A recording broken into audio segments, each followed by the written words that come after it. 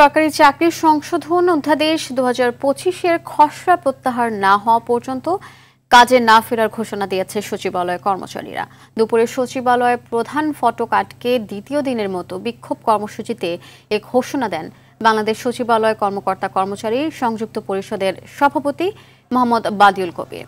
এ সময় কর্মচারীরা বলেন, নতুন এই আইনের কারণে তাদের মধ্যে আতঙ্ক ও ভীতিকর পরিবেশ তৈরি হয়েছে। ছুটি নিয়ে অনুপস্থিত থাকলেও চাকরিচ্যুত হওয়ার আশঙ্কা রয়েছে। কর্মচারীদের আন্দোলনের কারণে ব্যাহত হচ্ছে সচিবালয়ের স্বাভাবিক কার্যক্রম।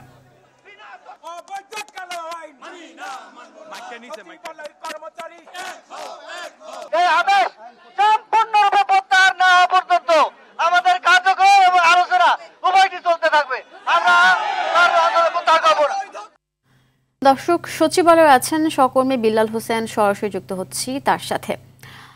বিল্লাল, বৃহস্পতিবার 1 ঘন্টা কর্মসূচি থাকলেও আজ সারাদিন কর্মবিরতির ঘোষণা রয়েছে কর্মচারীদের। তো এই আন্দোলনে এই মুহূর্তের কি খবর? এখন কি তারা আন্দোলন করছে কিনা, কি পরিস্থিতি, সেখানকার সার্বিক পরিস্থিতি জানাবেন আমাদের। আপনাকে আসলে যদি জানিয়ে রাখি যে গত 22 মে উপদেষ্টা পরিষদের এক সভায় কিন্তু সরকারি চাকরির অধ্যাদেশের খসড়া 2025-এর খসড়া কিন্তু অনুমোদন দেওয়ার ফলে কিন্তু এখানে যে কর্মচারী আছে তাদের মধ্যে কিন্তু একটি ক্ষোভ দেখা দেয়। সেরই ফলে কিন্তু তারা এই খসড়া যাতে অনুমোদন না, চূড়ান্ত অনুমোদন যাতে না পায় সে কিন্তু তারা কিন্তু আন্দোলন করে যাচ্ছে। আমি বলে রাখি যে আজকে সকাল 10টা নাগাদ কিন্তু যে সকল কর্মচারীরা আছেন তারা কিন্তু তাদের প্রত্যেকটি দপ্তর থেকে কিন্তু তারা কাজ অব্যাহতি দিয়ে কিন্তু তারা আন্দোলনে নেমেছেন। শুরুতে কিন্তু তারা দুপুর 12টা নাগাদ কিন্তু সচিবালয়ের যে মূল যে গেট সেটি কিন্তু বন্ধ করে তারা পরবর্তীতে যে সচিবালয়ের যে বাদামতলা চত্বর রয়েছে সেখানে কিন্তু তারা প্রায় ঘন্টা 2 করে বিক্ষোভ করে কিছুক্ষণ হলো তারা কিন্তু তাদের কর্মস্থলে কিন্তু ফিরে গিয়েছেন।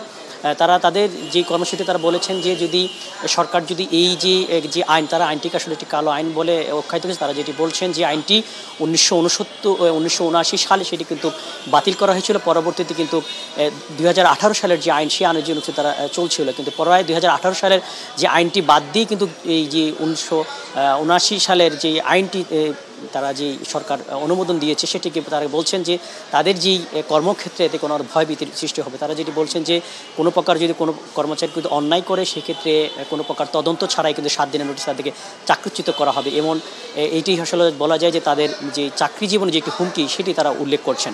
তারা যেটি বলছেন যে যতক্ষণ পর্যন্ত এই আইন চূড়ান্তভাবে বাতিল না করা হবে ততক্ষণ পর্যন্ত তারা তাদের কর্মসূচি চালিয়ে যাবেন। আজকে মতো তারা কিন্তু তাদের কাজে ফিরে গিয়েছেন। আগামীকালকেও তারা সেম আবার পুনরায় তাদের কর্মসূচি পালন করবেন। তো এই বিষয়টা নিয়ে আসলে আমরা আছে যে জনপ্রশাসন মন্ত্রণালয়ের সাথে কিন্তু এখন পর্যন্ত জনপ্রশাসন মন্ত্রণালয় থেকে গণমাধ্যমকে আসলে কোনো কিছু জানানো হয়নি। তবে এখানে উপদেষ্টা পরিষদের একটি সভা চলছে আইন শৃঙ্খলা সংক্রান্ত। এই সভাতে আসলে এই সংক্রান্ত পরবর্তী কি সিদ্ধান্ত নেয় সেখান থেকে আপনাদেরকে আমরা পরবর্তী খবরে জানিয়ে দিতে পারবো। তো এই ছিল সচিবালয় থেকে আমার কাছে সর্বশেষ। অসংখ্য ধন্যবাদ আপনাকে।